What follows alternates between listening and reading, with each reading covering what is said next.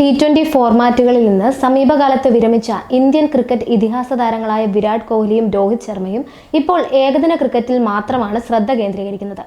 2027 ഏകദിന ലോകകപ്പിൽ കളിച്ച ശേഷം വിരമിക്കാനാണ് ആഗ്രഹിക്കുന്നതെന്ന സൂചന ഇരുവരും നൽകിയിട്ടുണ്ട്.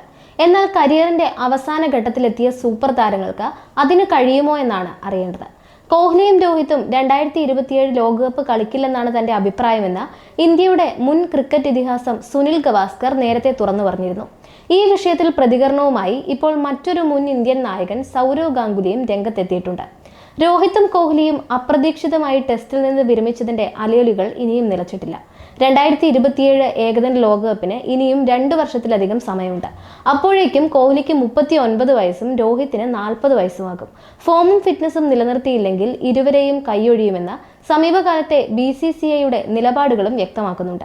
T20 ടെസ്റ്റ് ക്രിക്കറ്റുകളുടെ സമ്മർദ്ദമില്ലാതെ 2027 വരെ മുഴുവൻ ശ്രദ്ധയും ഊർജവും ഏകദിനത്തിൽ കേന്ദ്രീകരിക്കാനാണ് രോഹിത്തും കോഹ്ലിയും ഉദ്ദേശിക്കുന്നത്. എന്നാൽ ഫോമിലേക്ക് ഉയർന്നില്ലെങ്കിൽ അതുവരെ പിടിച്ചു നിൽക്കാൻ കഴിഞ്ഞെന്ന് വരില്ല.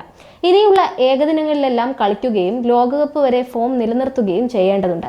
ഇരുവർക്കും 2027 ലോകകപ്പിലേക്കുള്ള വഴി തോന്നുന്നത്ര എളുപ്പമല്ലെന്ന് സൗരവ് ഗാംഗുലി കരുതുന്നുണ്ട്. എല്ലാവരെയും പോലെ കളി അവരിൽ നിന്ന് അകന്നു പോകുമെന്നും അവർ കളിയിൽ നിന്ന് അകന്നു പോകുമെന്നും നാം എല്ലാവരും മനസ്സിലാക്കണമെന്നാണ് ഗാംഗുലിയുടെ പ്രതികരണം. ഉപദേശം നൽകാൻ താനില്ലെന്നും തന്നെ പോലെ തന്നെ അവർക്കും കളി അറിയാമെന്നും അവരും തീരുമാനമെടുക്കുമെന്നും ഗാംഗുലി പറയുന്നുണ്ട്. വർഷത്തിൽ 15 മത്സരങ്ങൾ എന്നതും അദ്ദേഹം ഓർമ്മിപ്പിക്കുന്നുണ്ട്. ഈ സാഹചര്യത്തിലാണ് എല്ലാവരെയും പോലെ കളി അകന്നു പോകുമെന്ന് മനസ്സിലാക്കണമെന്ന് അദ്ദേഹം ചൂണ്ടിക്കാട്ടുന്നത്. അടുത്ത ലോകകപ്പിന് മുൻപായി 2 IPLകളിലും ഇരുവരും കളിക്കും. ഇത്തവണ കിരീടം നേടിയ RCBക്ക് വേണ്ടി നിർണായകമായ സംഭാവനകൾ കോഹ്ലി നൽകുകയുണ്ടായി.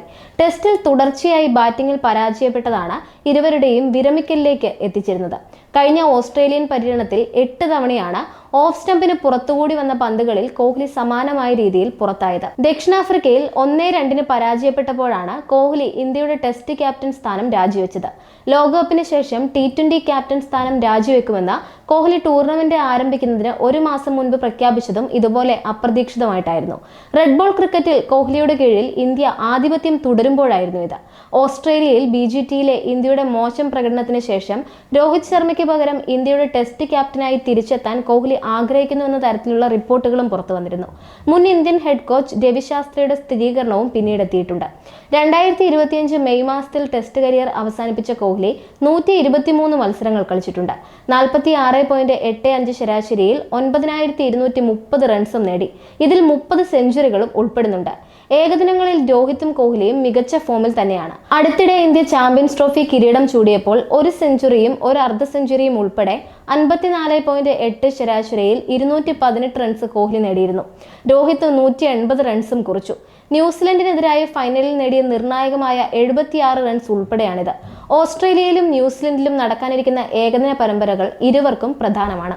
സമയം മലയാളം വാർത്തകൾ ഇനി ടൈംസ് ഓഫ് ഇന്ത്യ സൂപ്പർ ആപ്പിലും.